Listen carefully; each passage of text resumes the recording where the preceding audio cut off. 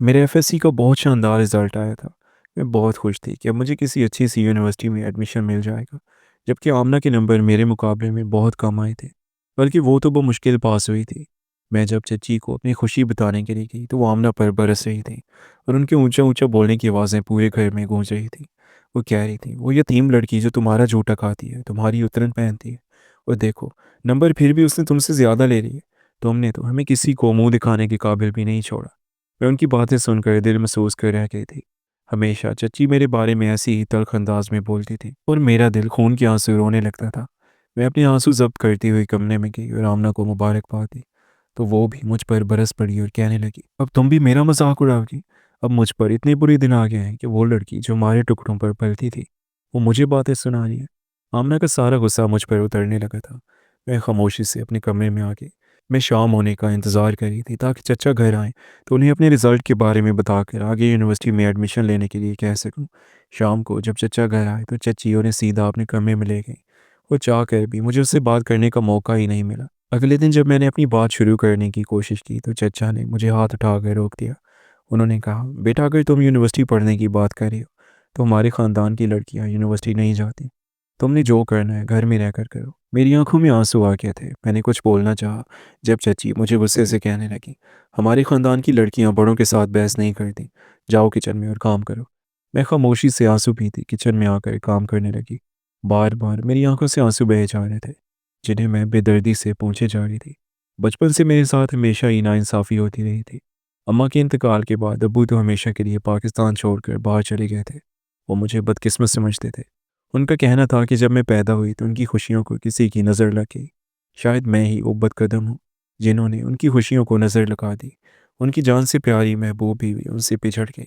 वो इस सब का जिम्मेदार मुझे ठहराते थे। उन्होंने एक बार भी मेरी तरफ नहीं देखा था। वो बैरूनी मुल्क जाकर शिफ्ट हो गए और मैंने सुना था कि उन्होंने बाहर जाकर दूसरी शादी भी कर ली थी। अल्लाह ताला ने उन्हें दूसरी बीवी से औलाद से नहीं नवाजा था। मैं उनकी इकलौती बेटी थी मगर फिर भी उनके दिल में मेरे लिए कोई मोहब्बत और शफकत नहीं थी। उनका चचा के पास फ़ोन आता था और उससे ढेरों बातें करते मगर कभी भी उन्होंने पलट कर मेरा हाल अहवाल ना पूछा। कभी मुझसे बात करने की कोशिश नहीं की। यही वजह थी कि सबका रवैया मेरे साथ बहुत बदतर था। जब मेरा सगा बाप भी मुझे नहीं पूछता था तो बाकी रिश्तों से मैं क्या तवक्को रखती। बाप का इतना पैसा होने के बावजूद भी मैं अपनी ख्वाहिशात पूरी नहीं कर सकती थी। अपनी तालीम जारी नहीं रख सकती थी। क्या फ़ायदा ऐसी ज़िंदगी का। मैं रोते हुए यही एक बात सोची जा रही थी। और फिर काफ़ी सारे दिन बीत गए तो आहिस्ता आहिस्ता मेरा ये ज़ख्म भी जैसे मुंदमिल हो गया। आगे बढ़ने का ख्वाब तो चकनाचूर हो गया था। अब सोच रही थी कि न जाने ज़िंदगी क्या रंग दिखाने वाली है। मैंने सुना था कि चचा और चची मेरी और आमना की शादी करने का फ़ैसला कर चुके हैं और इसी से में रिश्ते देख रहे हैं। मगर आमना ने अपने माँ बाप को साफ इनकार कर दिया था कि अभी वो आगे पढ़ना चाहती है। आमना को पढ़ाई से जितना लगाव था ये बात तो सभी बखूबी जानते थे। इसीलिए कोई भी उसकी बात को संजीदगी से नहीं ले रहा था। एक दिन जब मैंने आधी रात को आमना को किसी लड़के से बात करते देखा तो उस दिन मैं कांप के रह गई थी। उस दिन प्यास की शिद्दत से मेरी आंख खुली थी। आमना का कमरा मेरे कमरे के साथ ही था। जब मैं किचन में जा रही थी तो आमना के कमरे में उसकी बातों की आवाज़ें सुनाई दे रही थी। उसकी आवाज़ मेरे कान में पड़ी तो मैं अपनी जगह पर सुन होकर रह गई। वो किसी लड़के से अपनी मोहब्बत का इजहार कर रही थी। उसके लिए मर जाने की बातें कर रही थी। सुनते ही मेरे होश उड़ गए। अगर ये सब चचा को पता चल गया तो क्या होगा। वो तो आमना की जान ले लेंगे। मैंने सोचा कि मुझे आमना को समझाना होगा मगर फिर मैं कुछ कहते कहते रुक गई। आमना तो मुझे कुछ समझती भी नहीं थी, मेरी किसी बात को अहमियत नहीं देती। इस पर भी वो मुझ पर गुस्सा ही करेगी। वो न जाने वो चची को क्या कहकर उस पर तमाशा लगा दे। उससे तो कुछ भी بعید नहीं था। वक्त थोड़ा मज़ीद आगे सरका तो मेरी ज़िंदगी के बदतरीन दिनों का आगाज़ हो चुका था। मेरे एफएससी के बेहतरीन रिजल्ट की खुशी एकदम ऐसे मान पड़ गई जैसे किसी ने चिराग पर फूंक मार दी हो। पढ़ाई और कॉलेज जाने का ख्वाब तो महज एक भूली बसरी याद बनकर रह गया। हर सुबह आँख खुलती तो ये तल्ख हकीकत सामने होती कि मुझे सिर्फ घर के काम काज करने हैं और चची आमना और चचा के सितम भरे बोल सुनने हैं। मेरी ज़िंदगी में बस एक ही रोशनी की किरण थी और वो ये कि मेरे अब्बू बैरून मुल्क होने के बावजूद मेरे अखराजात के लिए माहाना कुछ न कुछ रकम भेजते थे। अगरचे ये रकम बहुत मामूली होती थी मगर वो मुझे एक तरह का सुकून देती कि मेरे वजूद की कोई कीमत है। लेकिन ये सुकून भी छिन चुका था। मुझे बहुत बाद में इस बात का इल्म हुआ कि वो पैसे जो अब्बू मेरे लिए भेजते थे, चचा चाची वो तमाम पैसे अपने घर पर लगाते थे। उसका हिसाब किताब मुझे हरगिज़ नहीं दिया जाता था। मुझे कभी मेरे हिस्से का पैसा नहीं दिया गया बल्कि मुझे आमना की उतरन और जूठा खाने पर सौ सौ बातें सुनाई जाती और हमेशा ये एहसास दिलाया जाता कि मैं उन पर बोझ हूँ। मैंने जब चचा से एक बार हिचकिचाते हुए बात करने की कोशिश की, तो उन्होंने सिर्फ ये कहकर बात टाल दी कि जब तक तुम हमारे घर में हो, तुम्हारी सारी जिम्मेदारी हम पर है, तुम्हें पैसे का हिसाब लेने की ज़रूरत नहीं है। उस दिन मैं समझ गई थी कि मुझे यहाँ खामोशी और सब्र के सिवा कुछ नहीं मिलेगा। मैं चाहकर भी इस घर में पढ़ नहीं सकती थी, जबकि आमना को कोई रोकने वाला नहीं था। हालांकि वो बमुश्किल पास हुई थी। उसके लिए अच्छे कॉलेज और यूनिवर्सिटी में दाखिले की बातचीत घर में खुलेआम चलती थी। मैं 4-4 और 5-5 घंटे किचन में काम करती, उन सब की बातें सुनती और सिर्फ एक ही बात सोचती रहती, काश मेरे अब्बू यहाँ होते तो मेरी ज़िंदगी कुछ मुख्तलिफ होती। एक रात जब मैं कामकाज ख़त्म करके थकी हारी अपने बिस्तर पर लेटी थी और आंखें बंद करने लगी थी कि अचानक घर में एक ज़ोरदार चीख गूंजी। ये चची की आवाज़ थी, जो गुस्से और परेशानी से कांप रही थी। मैं फ़ौरन उठी और कमरे से बाहर निकली। चचा, आमना और मैं, हम सब दौड़े चची के कमरे की तरफ गए। कमरे में दाखिल होते ही चची फर्श पर बैठी हुई थी और गुस्से से उनका चेहरा लाल हो रहा था। उन्होंने अपनी साड़ी का पल्लू ज़मीन पर मारा और चिल्ला कर कहा, मेरा ज़ेवर, मेरा सारा ज़ेवर गायब है। मैंने भी यहाँ रखा था, कहाँ गया? सब घर वाले हैरान परेशान एक दूसरे को देखने लगे, लेकिन चची की आंखें सिर्फ एक शख्स को ढूंढ रही थी और वो मैं थी। चची ने एक ही पल में मेरी तरफ देखा और उनकी आंखों में शदीद नफरत और शक साफ झलक रहा था। ये काम कोई बाहर का शख्स नहीं कर सकता। इस घर में मेरे अलावा और किसी को मेरे ज़ेवरात की जगह नहीं मालूम थी। और तुम इस घर में रहती हो, मेरे सारे बिस्तर और कपड़े तुम ही तो देखती हो। ये काम तुम्हारे अलावा और कोई नहीं कर सकता। चची ने मुझ पर सीधा और सरासर झूठा इल्ज़ाम लगा दिया। मैं सख्ते में आ गई। चोर मैं। मेरे मुंह से कोई आवाज़ नहीं निकल रही थी। मैं कांपते हुए हाथ जोड़कर बोली, चची जान, अल्लाह की कसम, मैं ऐसा नहीं कर सकती। मैंने आज आपके कमरे को हाथ भी नहीं लगाया। मुझे जेवर के बारे में कुछ मालूम नहीं। मेरी आंखों से आंसू जारी हो गए थे। दिल खून के आंसू रो रहा था कि एक तो मेरे साथ ये सलूक हो रहा है और अब मुझ पर चोरी का इल्ज़ाम। मैंने बार बार यकीन दिलाया, कस्में खाई कि मैं बेकसूर हूँ, मगर चची का गुस्सा आसमान को छू रहा था। चची चिल्लाई, बस करो ये ड्रामा। तुम्हारी ऐसी किस्मत कहाँ कि तुम ये सब करोगी? कोई ऐसी वैसी लड़की हो तो शायद डर जाए, लेकिन तुम तो हो ही ऐसी। बाहर वाले को तो यहाँ आने की इजाज़त ही नहीं। और हमारी आमना, हमारी बेटी तो ऐसा कर ही नहीं सकती। वो मेरी बेटी है, उसे क्या ज़रूरत है चोरी करने की? ये हरकत सिर्फ तुम कर सकती हो। चचा खामोश खड़े थे, हमेशा की तरह। वो चची के गुस्से के सामने बोलने की हिम्मत नहीं रखते थे, या शायद वो भी मेरी तरफ ही शक की नज़र से देख रहे थे। वो जानते थे कि मैं यहाँ उनके टुकड़ों पर पलती हूँ, इसीलिए वो कभी मेरी हिमायत नहीं करते थे। चची ने फ़ौरन मुझ पर हमला कर दिया। अभी पता चल जाएगा, मैं भी तुम्हारे कमरे की तलाशी लूँगी। इससे पहले कि मैं उन्हें रोकती, चची और आमना दोनों मेरे छोटे से कमरे में घुस गईं। उन्होंने मेरे कपड़ों का बक्स, मेरा पुराना बैग और हत्ता कि बिस्तर के गद्दे तक उठा कर देख लिया, मगर उन्हें कुछ भी नहीं मिला। मेरे कमरे से जेवर मिलना तो दूर, मेरी मामूली सी चीज़ें भी बिखर गई थीं। तलाशी लेने के बाद चच्ची बाहर आई और उनके चेहरे पर थोड़ा सा पसोपेश था, मगर फिर भी उनकी बदगुमानी ख़त्म नहीं हुई थी। उन्होंने ज़ोर से कहा, इसने जेवर कहीं और छुपा दिया होगा। शायद इसने किसी को दे दिया है। ये इतनी चालाक है कि इसने मेरे कमरे से निकाल कर किसी और जगह छुपा दिया होगा। इस घर में इसके अलावा ये काम और कोई नहीं कर सकता। ये झूठ बोल रही है। ये मेरी आंखों में देखकर झूठ बोल रही है। मैं फर्श पर घुटनों के बल बैठ गई और बेख्तियार होने लगी। ये एक भयानक ख्वाब था जो ताबीर बन चुका था। पहले मैं एक बोझ थी, फिर एक नौकरानी, और अब मैं एक चोर बन गई थी। मेरे आंसुओं में कोई सच्चाई नहीं थी। मुझे ऐसा लग रहा था जैसे मेरे सीने में कोई चीज़ ज़ोर से फट गई हो। इस घर में मेरा कोई सहारा नहीं था। यहाँ तक कि सच भी मेरा साथ नहीं दे रहा था। वो रात मेरे लिए किसी जहन्नम से कम नहीं थी, और मुझे अच्छी तरह अंदाज़ा हो चुका था कि अब मेरा इस घर में रहना मज़ीद मुश्किल हो जाएगा। मैं अपने बाप को याद कर रही थी। काश वो यहाँ पर होते तो मैं ज़िंदगी कितनी मुख्तलिफ होती। चोरी के झूठे इल्ज़ाम के बाद इस घर में मेरी हैसियत और भी बदतर हो चुकी थी। हर बात पर चची का तंज़ और शक मेरी रूह को ज़ख्मी करता रहता था। वो दिन भर मुझे घूरती रहती, हर चीज़ को हाथ लगाने से रोकती रहती और बार बार ये दोहराती रहती कि जल्द ही मेरा जुर्म साबित हो जाएगा। चचा तो शायद अब ये समझ चुके थे कि मैं सच कह रही हूँ, मगर चची के सामने कुछ भी बोलने की उनकी हिम्मत नहीं थी। मैं रोज़ो शब सिर्फ यही सोचती थी कि अब इस कैद से आज़ादी कैसे मिलेगी। पढ़ाई तो दूर की बात, अब तो यहाँ इज्जत की दो घड़ी भी मुयसर नहीं थी। एक दिन रात का वक्त था, तकरीबन 11 बजे होंगे। मैं किचन से काम निपटाकर अपने कमरे में जाने को तैयारी कर रही थी कि मेरी नज़र आमना पर पड़ी। वो बड़े तजस्सुस और आहिस्तगी के साथ बाहर निकली। उसके कदमों में हर दर्जा एहतियात थी, और वो छुप छुप कर छत की सीढ़ियों की तरफ जा रही थी। मेरे जहन में फ़ौरन वो रात घूम गई जब मैंने उसे किसी लड़के से फ़ोन पर बात करते हुए सुना था। मुझे लगा कि ज़रूर कोई गड़बड़ है। चची चचा सोने की तैयारी कर रहे थे, इसीलिए मैं भी आहिस्ता से उसके पीछे चल पड़ी। मैं जैसे ही छत पर पहुंची मुझे झटका लगा। आमना वहाँ अकेली नहीं थी। अंधेरे में भी मैंने साफ देखा कि एक लड़का वहाँ खड़ा था। आमना फौरन उसकी तरफ लपकी और दोनों ने आहिस्ता आवाज़ में बात करना शुरू कर दी। मुझे एहसास हुआ कि ये वही लड़का होगा जिससे वो फ़ोन पर बात करती थी। मैंने फ़ौरन कदम बढ़ाया और आमना की बिल्कुल करीब जाकर सख्त लहजे में कहा, ये तुम क्या कर रही हो आमना, कौन है ये? मेरे अचानक सामने आने से आमना और वो लड़का दोनों आवाज़ पाख्ता हो गया। इससे पहले कि वो लड़का कोई रद्द-ए-अमल ज़ाहिर करता, मैंने आमना का बाजू पकड़कर खींचा और कहा, नीचे चलो अभी और फ़ौरन। मैं सिर्फ उसे बचाना चाहती थी। मैं जानती थी कि अगर चचा चाची को इस बात का इल्म हो गया तो वो शायद आमना की जान ही ले लेंगे। लेकिन आमना ने उल्टा रद्द-ए-अमल दिया। शायद उसे ये खतरा था कि मैं जाकर सारी बात घर वालों को बता दूंगी। आमना ने मेरे हाथ को झटका दिया और फिर वो हुआ जो मैंने सोचा भी नहीं था। उसने बुलंद आवाज़ में चीखना शुरू कर दिया। उसकी चीख इतनी ऊंची थी कि घर में गूंज उठी।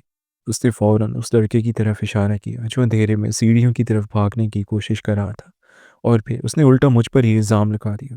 देखिए, इस लड़की ने मुझे धमकी दी है। ये यहाँ इस लड़के के साथ थी। ये छुप कर इसे मिली है।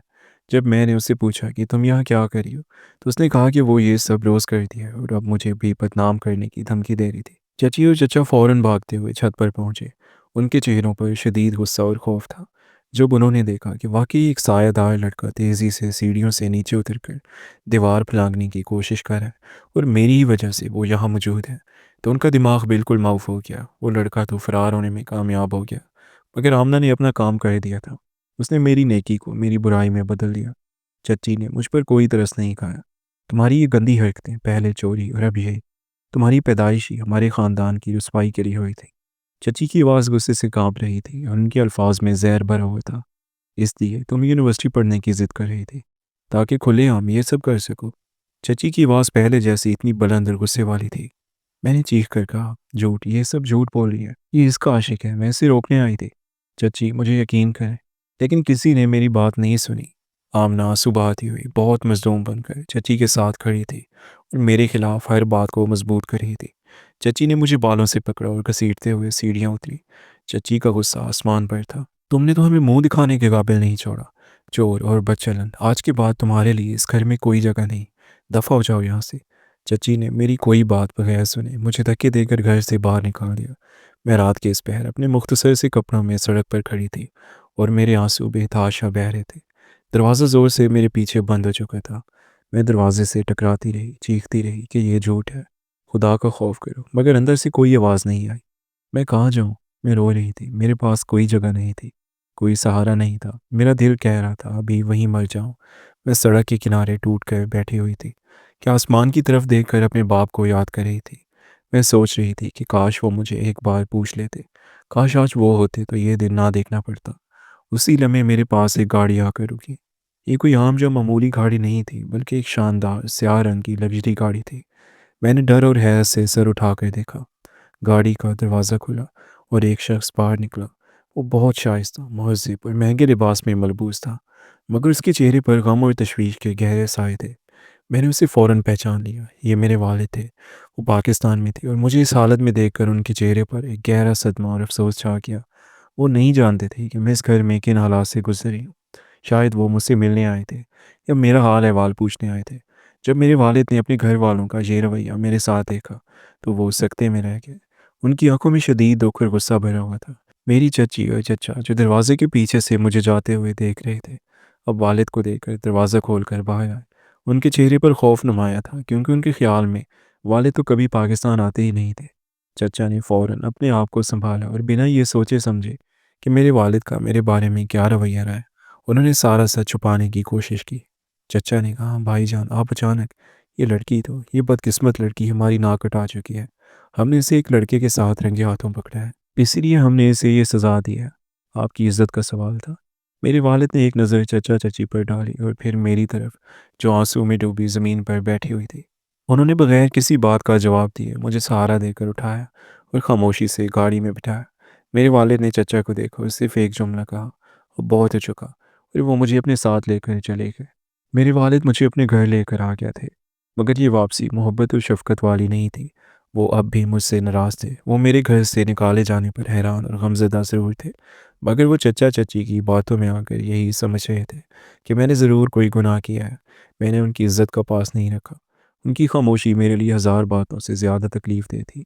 वो मुझे लेकर उसी वक्त अपने किसी जानने वाले के घर या शायद किसी होटल चले गए।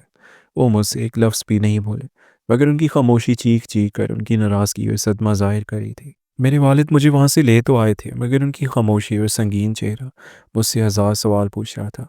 मैं जानती थी कि वो घर से निकाले जाने पर सदमे में है, मगर इससे भी ज़्यादा वो इस बात पर नाराज़ थे कि चचा चची ने मुझ पर लड़के के साथ पकड़े जाने का इल्ज़ाम लगाया था। उनके लिए इज़्ज़त और ख़ानदानी नमूद सबसे मुक़द्दम थे, और वो यही समझ रहे थे कि मैंने उनकी इज़्ज़त का पास नहीं रखा और गुनाह किया। उन्होंने घबरा कर मुझे एक कमरे में बिठा दिया और मेरे करीब भी नहीं आए। रात भर की तकलीफ़ के बाद उनकी पहली तरजीह मुझसे बात करना नहीं, बल्कि मामले को निपटाना था। अगले दिन वालिद ने मेरे कमरे में आकर एक सख्त और ठंडे लहजे में बात की। मैंने सुना है कि तुमने कुछ गलत हरकतें की हैं। हमारी चची ने चोरी का इल्ज़ाम भी लगाया, और अब कल रात का वाक़या। मैंने रोते हुए तमाम तर तकलीफ़ों का ज़िक्र किया जो मैंने वहाँ झेली। चची का मुझ पर शक, आमना की झूठी तोहमत, सब कुछ। मैंने कहा, अबू आपको अल्लाह का वास्ता, मैंने कुछ गलत नहीं किया। मैं बेकसूर हूँ। आमना ने सिर्फ खुद को बचाने के लिए मुझ पर झूठा इल्ज़ाम लगा दिया। मेरे वालिद ने मेरी बात सुने बगैर मेरी तरफ एक तल्ख नज़र डाली। तुम्हारी बात सुन ली है, लेकिन जब सगा बाप तुम्हें घर में नहीं रख सका, तो गैरों ने क्या रखना था। मैं नहीं चाहता कि तुम्हारी वजह से मेरी बाकी ज़िंदगी की इज़्ज़त और कारोबार पर कोई हर्फ आए। उन्होंने अपनी बात जारी रखते हुए कहा, तुम्हारे लिए अब यहाँ सिर्फ एक ही रास्ता है। मैं तुम्हें शादी करके जल्द अज जल्द इस मामले से फ़ारिग करना चाहता हूँ। ये ख़ानदान में मज़ीद कोई मसला पैदा नहीं करेगा। ये मेरे लिए दूसरा बड़ा सदमा था। मैंने यूनिवर्सिटी में पढ़ने का ख्वाब देखा था, और अब मुझे बगैर किसी सफाई के, बगैर किसी तस्दीक के और अपनी मर्ज़ी के ख़िलाफ़ बस इज़्ज़त बचाने की भीड़ चढ़ाया जा रहा था। मैंने एहतजाज करने की कोशिश की, मगर मेरे वालिद ने मुझे हाथ के इशारे से खामोश करवा दिया। बहस करने की ज़रूरत नहीं, मैं तुम्हारे लिए एक बहुत मुअज़्ज़ज़ घराना देख रहा हूँ। अगर तुमने मज़ीद एक लफ्ज़ भी कहा तो मैं तुम्हें यहीं छोड़कर वापस चला जाऊँगा, और फिर तुम खुद ही ज़िम्मेदार होगी। अबू ने चंद ही हफ्तों में मेरे लिए एक मुनासिब रिश्ता तलाश कर लिया और मेरी शादी तय कर दी। वो आदमी उम्र में मुझसे काफ़ी बड़ा था, मगर एक मुअज़्ज़ज़ और खुशहाल घराने से तल्लुक़ रखता था। वालिद ने शायद उन्हें सिर्फ़ ये बताया था कि मेरी वालिदा के इंतकाल के बाद मेरी परवरिश चचा के घर हुई, पर अब पढ़ाई से ज़्यादा मैं घर बसाने में दिलचस्पी रखती हूँ। मेरी शादी सादगी से कर दी गई, जहाँ मेरे वालिद का चेहरा किसी भी तरह से खुशी ज़ाहिर नहीं कर रहा था। वो मुझे बोझ और अपनी इज़्ज़त की हिफाजत की नज़र से देख रहे थे। शादी के बाद मैं एक नए घर और एक नई ज़िंदगी में आ गई, मगर मेरे दिल में इस झूठे इल्ज़ाम और मेरे बाप की नाराज़गी का बोझ हमेशा रहा।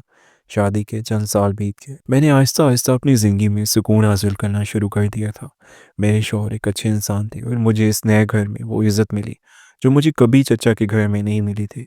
मेरे कॉलेज और यूनिवर्सिटी के ख्वाब तो पूरे नहीं हुए, मगर मैंने अपने घर की जिम्मेदारियां ऐसे तरीके से निभाना शुरू कर दी। एक दिन मेरे दरवाजे पर दस्तक हुई। जब मैंने दरवाज़ा खोला तो सामने चचा और चची को खड़ा देखकर मेरी रूह कांप गई।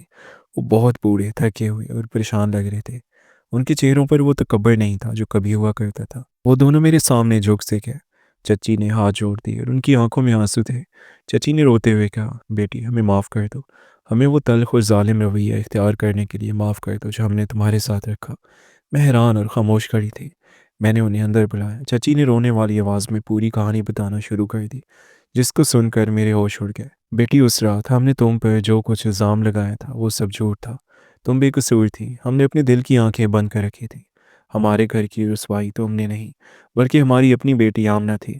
चचा ने बात संभाली। हमने तुम्हें घर से निकालने के कुछ ही महीनों बाद आमना की शादी बहुत अच्छे घर में कर दी थी, ताकि उसका आशिक दोबारा उसका पीछा ना करे। मगर वो वहाँ पर खुश नहीं थी, और सिर्फ 2 साल बाद वो घर से भाग गई। ये सुनकर मुझे गहरा सदमा लगा। वो लड़की जिसने मुझ पर झूठा इल्ज़ाम लगाया था, वो खुद अपने अंजाम को पहुंच चुकी थी। चची ने बताया, जब वो भागी तो उसके साथ बहुत बुरा सलूक हुआ। उसका आशिक भी एक फ़रेबी निकला और उसे छोड़कर चला गया। बहुत अरसे की ज़िल्लत और रुसवाई के बाद जब वो हमें मिली तो वो टूट चुकी थी। हमने उस पर बहुत गुस्सा किया, मारा पीटा, लेकिन जब उसकी ज़िंदगी बिल्कुल तबाह हो गई थी तब उसने ही सबको बताया। चची की आवाज़ धड़खड़ा रही थी। उस रात छत पर वो खुद थी। वो लड़का उसका आशिक था। जब तुमने उसे पकड़ लिया तो उसने तुम्हें फंसाने के लिए तुम पर इल्ज़ाम लगाया कि तुम लड़के के साथ रंगे हाथों पकड़ी गई हो। और उससे भी ज़्यादा शर्मनाक बात यह थी कि जिस जेवर की चोरी का इल्ज़ाम हमने तुम पर लगाया था, वो जेवर भी तुम्हारी बदनामी के फ़ौरन बाद आमना के बक्से से मिला था। मेरे सामने सब कुछ यहाँ हो चुका था। मैं भी गुनाह थी, और मेरी सारी ज़िंदगी उनके झूठ की वजह से बदल गई थी। चचा ने सर झुका कर कहा, बेटी, जब से हमें ये सच पता चला है हम ज़िल्लत की ज़िंदगी गुजार रहे हैं। हम तुम्हारे वालिद के पास गए, उन्हें सब कुछ बताया और उनसे तुम्हारे बारे में पूछा। जब उन्हें पता चला कि तुम बेकसूर थी, तो वो तुम्हारी बेहतरी के लिए बाहर मुल्क चले गए, शायद नदामत के मारे या तुमसे आंखें ना मिला पाने की वजह से। हमने फैसला किया कि मरने से पहले तुम्हारे सामने आकर माफ़ी मांग लें। हम जानते हैं कि हमारी माफ़ी बहुत छोटी है, मगर प्लीज़ हमें दिल से माफ़ कर दो। मैंने उन दोनों की तरफ देखा। वो शर्मिंदा थे और अपने किरदार के बोझ तले दबे हुए थे। मैं जानती थी कि वो अपनी ज़िंदगी में इस सज़ा को झेल रहे हैं जो उन्होंने मुझ पर मुसल्लत की थी। मैंने एक लंबी सांस ली और दिल से उनके लिए दुआ करते हुए उन्हें माफ़ कर दिया। मेरी आंखों से आंसू बहे, मगर ये गम के नहीं, बल्कि तकमील इंसाफ के आंसू थे। मैंने कहा, अल्लाह आपको हिदायत दे, मैंने आपको माफ़ किया। चचा चची रोते हुए वहाँ से चले गए, मगर वो जाते जाते मेरी ज़िंदगी के इस बड़े बाब पर हकीकत की मोहर लगा गए कि मैं पाक दामन और बेकसूर थी। मुझे सुकून मिला कि मेरी बेगुनाही साबित हो गई। मैंने फ़ौरन अपने शौहर को फ़ोन किया और उन्हें पूरी कहानी सुनाई। उन्होंने मुझे तसल्ली दी और कहा कि वो हमेशा से जानते थे कि मैं सच कह रही हूँ। इसके बाद मैंने अपने वालिद को फ़ोन किया और पहली बार हमने खुलकर बात की और मैंने उन्हें माफ़ कर दिया। मेरी ज़िंदगी में अगरचे यूनिवर्सिटी का ख्वाब पूरा नहीं हो सका था, मगर मेरे दिल का सबसे बड़ा ज़ख्म बदनामी का दाग अब मुंतमिल हो चुका था। दोस्तों, आपकी स्टोरी के बारे में क्या राय है? कमेंट सेक्शन में लाज़मी बताएँ और अगर स्टोरी अच्छी लगी हो तो वीडियो को लाइक कर दें। आपसे मुलाकात होगी अगली वीडियो में। अल्लाह हाफ़िज़।